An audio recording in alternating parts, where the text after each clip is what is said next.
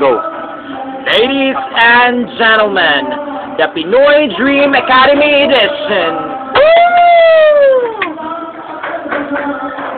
Magandang umaga po. Ako po si Rudy Hay Villegas from Surigao del Sur, 18 years old.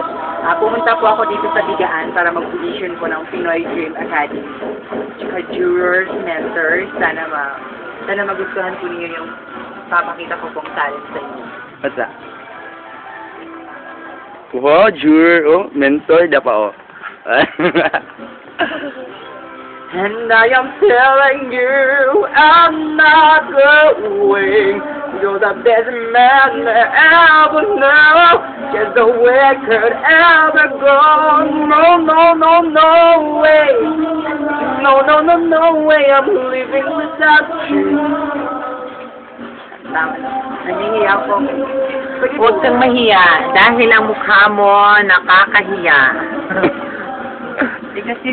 Kasi po, kailangan ko po talaga ng 8 hours na tulog. Hindi ko kailangan ng 8 hours na tulog mo. Hindi po kasi Hindi.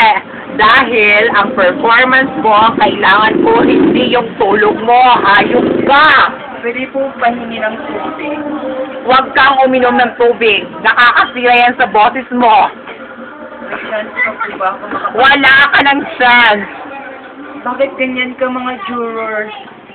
Bakit ganyan ka? Diba dapat ini-enhance mo kami challenge mo kami? Bakit ino-okray mo kami?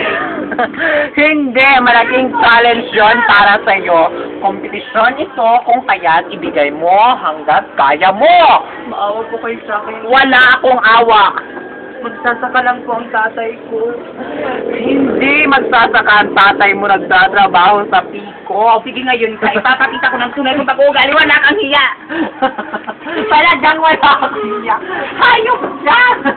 Wala kang utang na loob! Tunay ka!